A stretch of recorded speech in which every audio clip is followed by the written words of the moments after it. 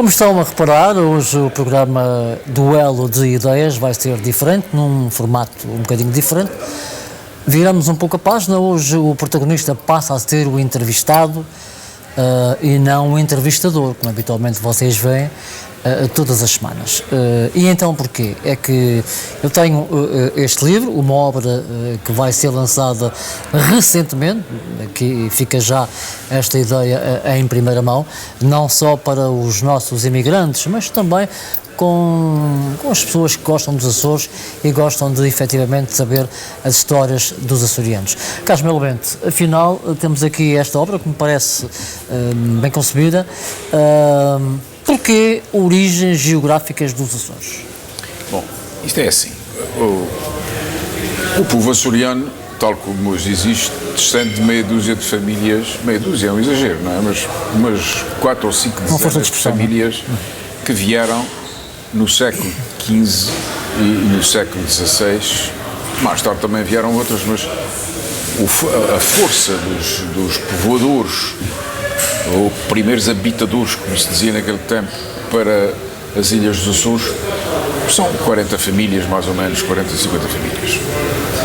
Os primeiros vêm à volta de 1439, 1449, depois a segunda grande leva em São Miguel é 1476, nas outras ilhas à volta de 1450, onde vem muita gente. E, felizmente para nós, o Dr. Gaspar Frutuoso, que era um sacerdote ilustríssimo do século XVI, nasceu em 1522, e portanto que falou ainda com os pais desses primeiros povoadores. Portanto, ele em 1540 havia pessoas que tinham chegado há menos de 100 anos, portanto, os pais daqueles que eram da idade dele, alguns deles tinham sido os primeiros a vir povoar os Açores. E então, ele fala em milhares de nomes. E desses milhares de nomes, há alguns que eles dizem vieram do Reino, vieram de Portugal, e portanto eu não registrei esses nomes, porque não se sabe de que sítio é que vieram. Portugal é muito grande e, portanto, muito grande para nós, pelo menos, não é? E, portanto, não se sabe qual é a província, qual é a cidade, qual é a aldeia de onde eles vieram. Mas, para a nossa sorte, 280 e tal desses primeiros povoadores, sabe-se exatamente onde é que eles vieram. E lembremos, porque é que não se faz um registro de cada um deles, porque assim ficamos a saber mais ou menos como é que eles se chamavam, de onde é que eles vieram exatamente, e daí vem a nossa pronúncia, daí vem os nossos costumes, daí vem a nossa maneira de encarar os problemas, etc. Porque, embora tenham-se passado 500 anos, a verdade é que a origem marca que o berço dá, tudo bom leva, e portanto acabamos de ser o produto disso. E encontrei uma coisa muito engraçada, que parece-me que é a primeira vez que se faz este exercício.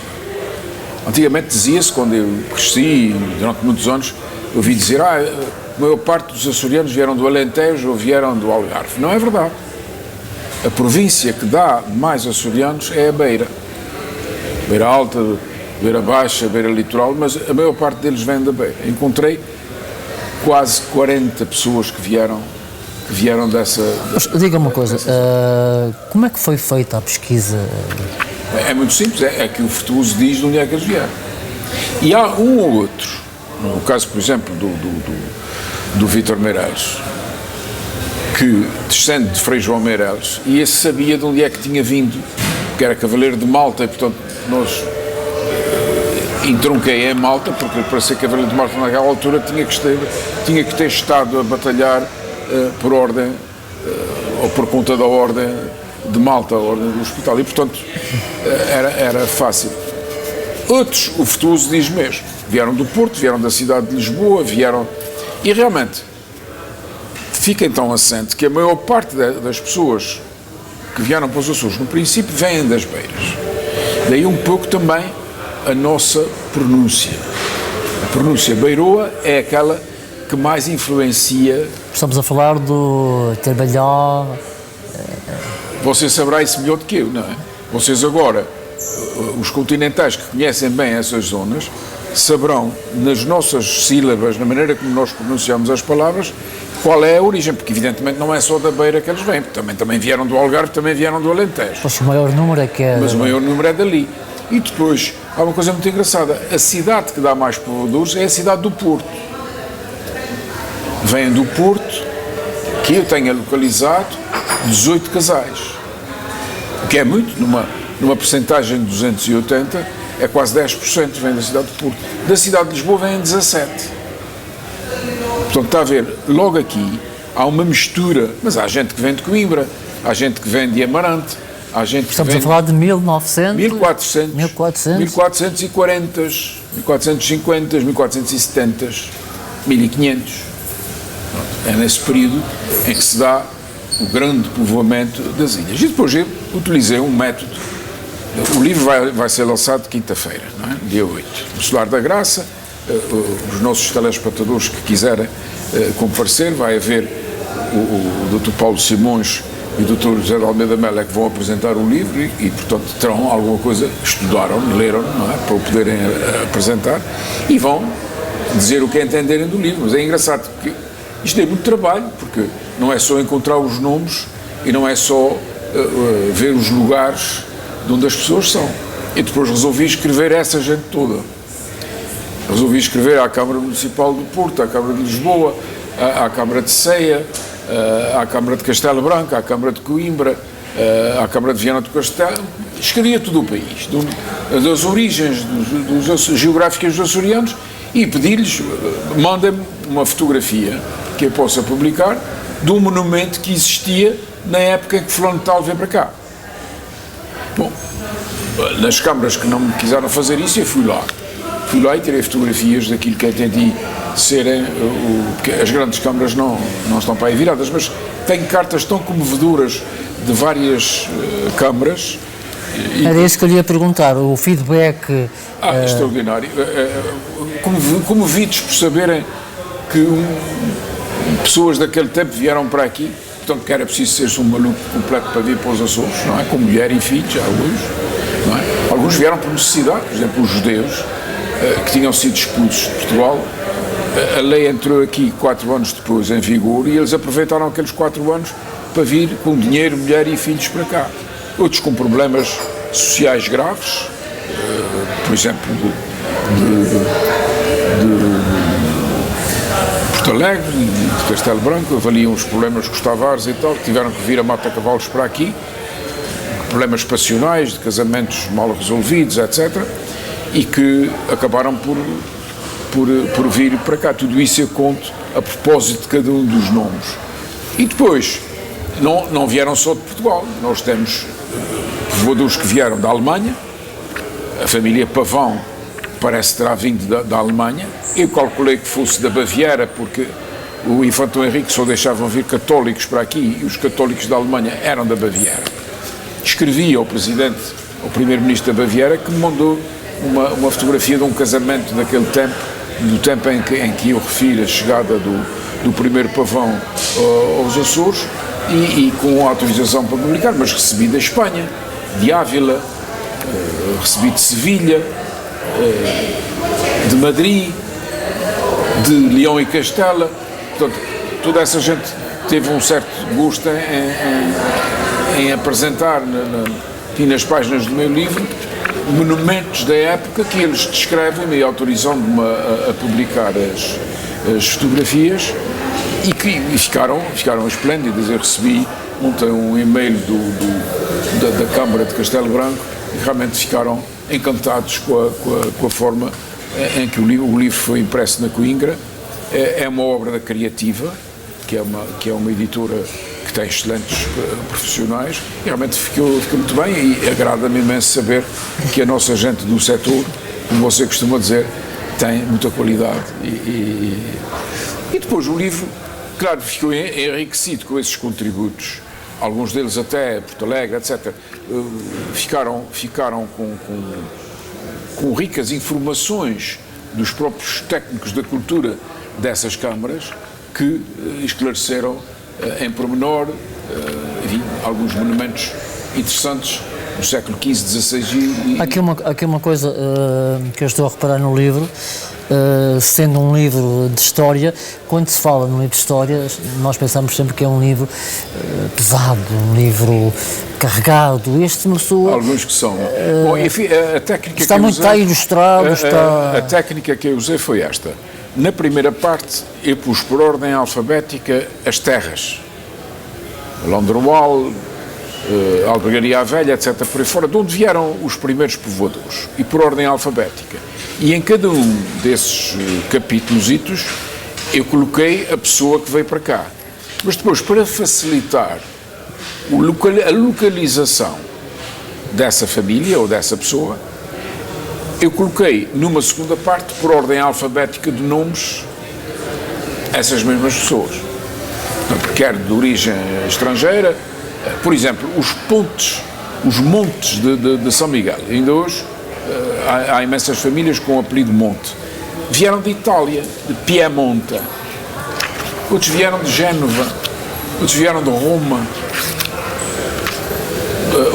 Os corveiros são os Crivelli, vieram no princípio do povoamento para trabalhar os moinhos de cana-de-açúcar, os engenhos para a produção do açúcar, que na Madeira já estavam muito desenvolvidos, e consequentemente dá uma imagem de uma sociedade que é um pouco o reflexo de Lisboa daquelas épocas, que Camões dizia, de muitas e desvaradas gentes.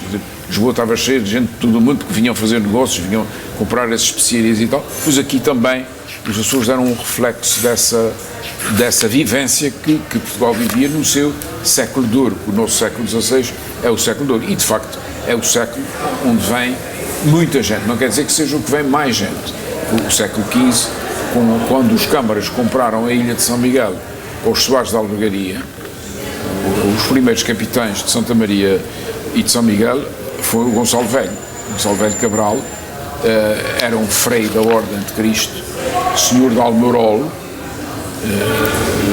no Tejo, perto de, enfim, engraçado, perto do sítio de onde se fizeram as primeiras caravelas que foram para a conquista de Ceuta. Até isso eu soube por uma carta que escrevi à Câmara Municipal da Praia do Ribatejo e que me informam, olha, nós temos aqui ainda os restos da primeira fábrica de barcos que o Dom João I mandou fazer em segredo para a conquista de Ceuta. Portanto, há uma quantidade de informações que vêm depois desses variados lugares que eu contactei e que enriquecem o livro. Claro, o livro não é apenas uma lista de nomes de lugares e de pessoas.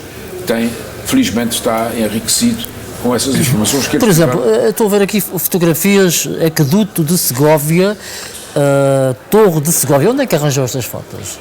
É diretamente do alcaide de Segóvia, a quem eu escrevi e que me manda as informações, mas com grande discussão, porque o nome que eu lhe mandava era um nome de um judeu, uma família judaica que veio para cá no princípio do povoamento e que deixou descendentes, de quem a gente descende hoje aqui.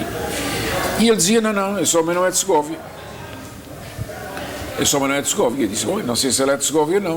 O que diz o Gaspar Furtebus, que viveu entre 1522 e 1590, foi isto, e transcrevi digamos, a parte do Gaspar Furtebus que se referia a essa coisa. Bom, aquilo deve ter calado muito fundo, porque o homem, a partir daí... Não disse mais nada. Não disse mais nada, mandou-me as fotografias, portanto, significa que os dados que ele tinha em Segóvia não eram tão completos como ele pensava que fossem. Essa família é judaica de facto, foram expulsos de Espanha, mas não são daqui. Mas a verdade é que o homem, quando chega cá, diz que é oriundo de Segóvia, ele não tinha necessidade nenhuma de mentir. Não é? E, portanto, há aí uma série de informações complementares que tornam o livro, claro, não é uma investigação com novidades de maior, não é? Eu não sou investigador, eu sou advogado e eu faço isso nos meus tempos livres. Os meus clientes brigam muito comigo porque eu estou sempre a gastar tempo a fazer livros.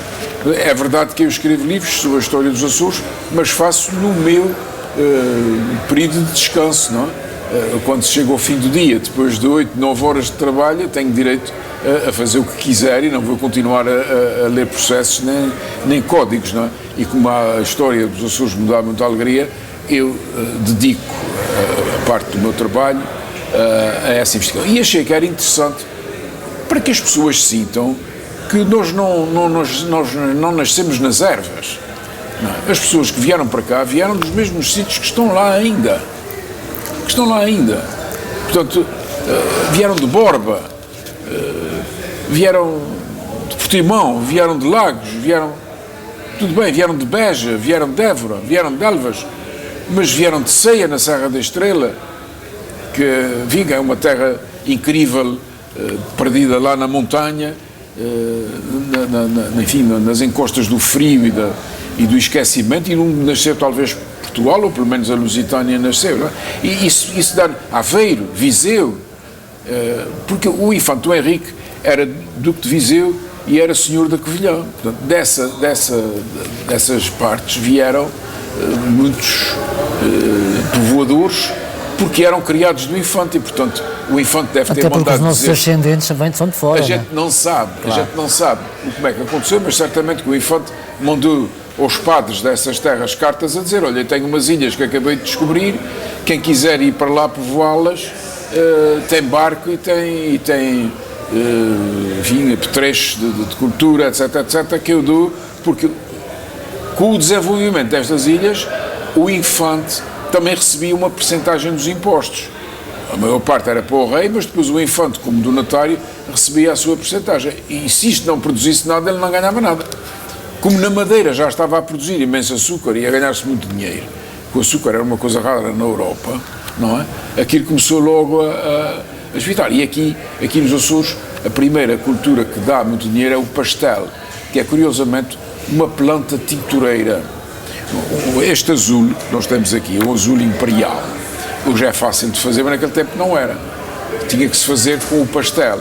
O pastel era uma espécie de uma alface que era moída, secada numa máquina própria, uma espécie de moinho de café, não é? Retirado o líquido todo, que depois com a pasta que crescia dessa moenda era feita uma espécie de um papo seco, ou pãezinho, como eles chamam, era posto a secar ao sol e depois aquilo ia uma espécie, como se vendem pastilhas para tingir a roupa, aquilo era exportado para o norte da Europa, para a Holanda, para a Flandres, etc. E isso, evidentemente, dava muito dinheiro. E quando quem terá trazido as primeiras sementes de pastel terá sido o Guilherme van der Hagen, que está aí, até da Flandres me responderam, de Maastricht, responderam a mandar fotografias lindíssimas das igrejas existentes nessa época, 3 igrejas existentes nessa época. Fiquei contentíssimo, porque no estrangeiro foram poucos os que responderam, mas da Flandres responderam. Aliás, expliquei-lhe que o Guilherme van der Hagen era um dos nossos povoadores mais importantes. É ele que faz o queijo de São Jorge, que é hoje uma referência a nível mundial até, não é? E é ele que traz as sementes do pastel, que depois permitiram o desenvolvimento em todas as ilhas durante dezenas e dezenas de anos. Foi a grande riqueza das ilhas. Depois veio o trigo, não é? Depois veio o milho, etc. Depois veio a laranja, depois da laranja veio o ananás e hoje veio a vaca, não é? E agora virá o turismo, não é? Se vier, e oxalá que venha em força. Ora bem, e como nós, o nosso grande auditório espectadores é nos Estados Unidos, eu mostro para a Câmara o livro, não é? O livro. Essa capa foi inspirada, ou melhor, foi decalcada, e pedi ao Sr. Presidente do Governo Regional que me autorizasse a fotografar os azulejos do Colasso que estão na sala de jantar do Palácio de Santana.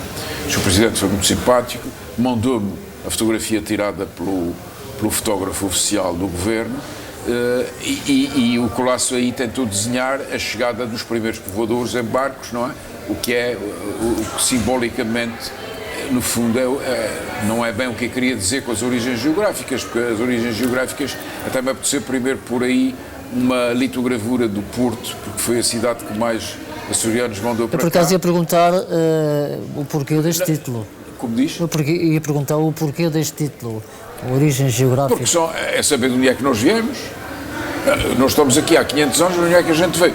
Nós somos dos poucos povos do mundo que têm a possibilidade de dizer, olha, que os nossos primeiros pais foram o Gonçalo Velho Cabral, foi o João Couto Real, foi o Álvaro Matizoma, foi o Dutra, o Feial, etc. Foram os Fragas para as Flores, etc.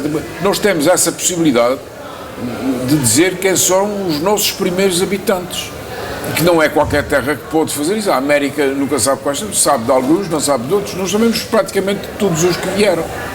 E, consequentemente, as origens geográficas. Na contracapa, nós temos um trabalho do grande Domingos Rebelo, do pintor Domingos Rebelo.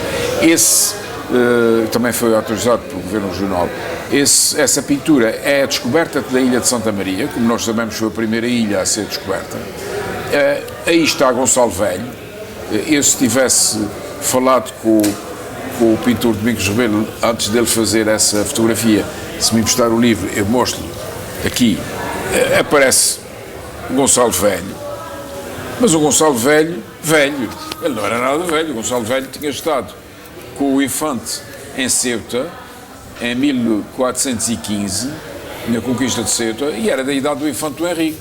Portanto, o infante do Henrique esteve em Ceuta com 15, 16 anos, ou 17 anos, e, portanto, se ele em 1415 tinha 17 anos, em 1440 é fazer as contas, não é? E, portanto, não era um velho.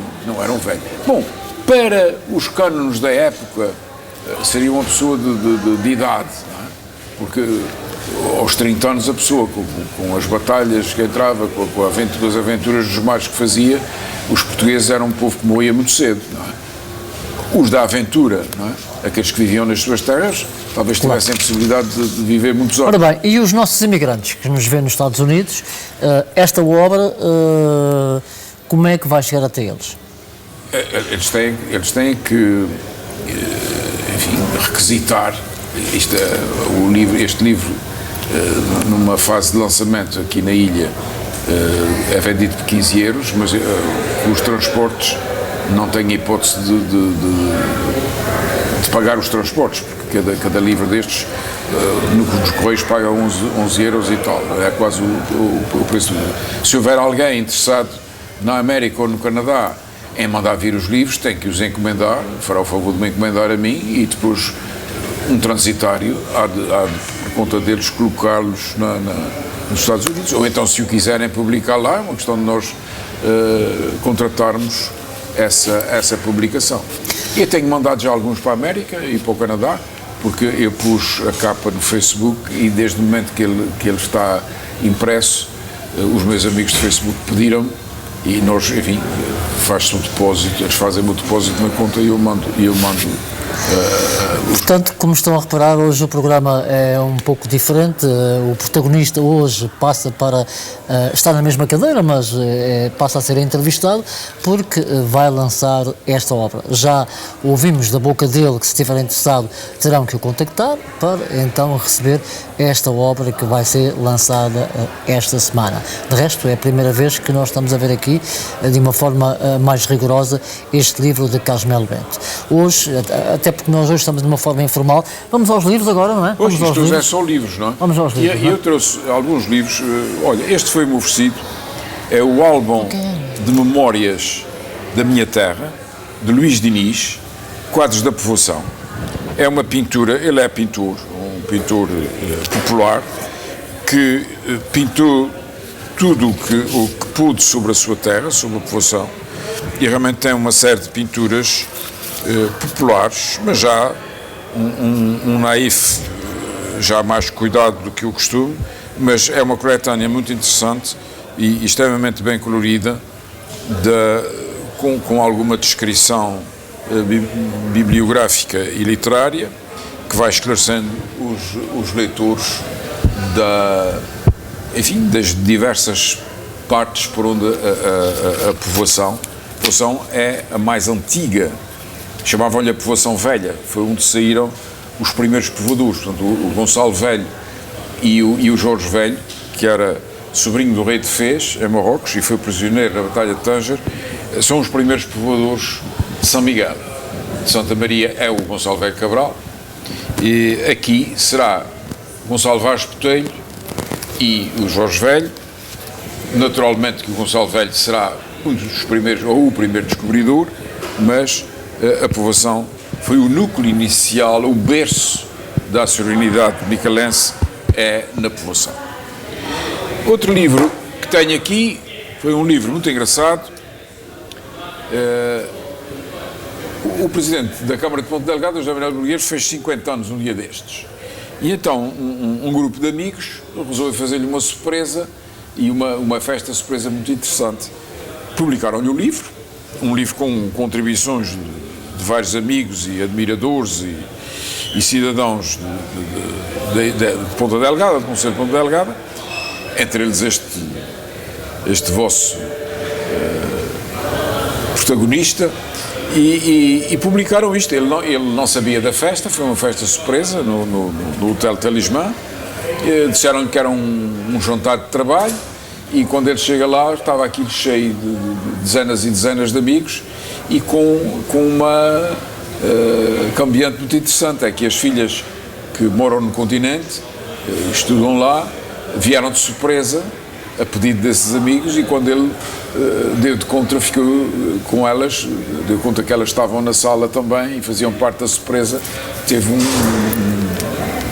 choque emocional que é muito engraçado, não é? E que é raro ver-se num político, mas ele, para além de político e mais do que político, é um grande ser humano.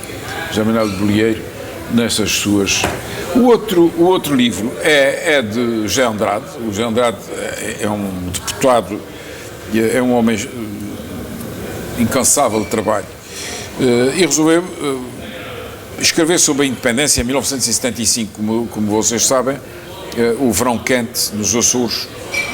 Tem um prefácio do Dr. Álvaro Monjardim, que é um colega meu distintíssimo, um dos homens mais brilhantes do foro açoriano, para não dizer o mais brilhante. E José Andrade recolheu. José Andrade é filho de um jornalista, ele próprio tem formação jornalística, e recolheu as notícias dos jornais da época de uma forma intensiva e completa. Quer dizer, tudo o que se passou naquela época e que se refletiu nos jornais está aqui. Claro que ainda não é um trabalho completamente isento, no sentido que as pessoas transmitem para o papel as suas próprias convicções e interpretam os acontecimentos da época à luz das suas próprias convicções, pois quem é contra percebe-se logo que é contra, quem é a favor percebe-se logo que é a favor. Portanto, não é ainda um trabalho científico sobre o que se passou naquela época, e é pena que a nossa universidade já não tenha debruçado o seu estudo científico sobre aquele período de uma forma completa, de maneira a esgotar e a perceber o fenómeno que se passou nos Açores então. Finalmente, São Miguel e Ilha Verde, Raquel Soeiro de Brito, foi um trabalho que me foi oferecido pelo grande discípulo da professora Raquel Soeiro de Brito, que é o professor Dr. Vítor Hugo Forjás, já hoje um homem jubilado, é um professor da universidade que se jubilou. A professora Raquel Soeiro de Brito era uma mulher muito bonita que veio nos anos 50 do século passado para a erupção do Faial, e o professor Vítor Hugo Forjás era um adolescente que se apaixonou não só pela beleza da cientista, como também pelos trabalhos dela, paixão que durou até ao fim da vida dela. E este livro, São Miguel e Ilha Verde, é um estudo geográfico de 1950 a 2000 e é um trabalho de fôlego científico extraordinário, com muitíssimo boa apresentação e completo na sua redação. Até o próximo programa. Pronto, terminamos esta emissão do seu Duelo de Ideias. Para a semana voltamos ao formato habitual, não é? Já estará aqui um convidado. Portanto, espero que tenha gostado. Ou uma convidada, naturalmente. Esperamos que tenha gostado. Um grande abraço para todos os imigrantes nos Estados Unidos, naturalmente para os espectadores do Podcast Channel. Até para a semana.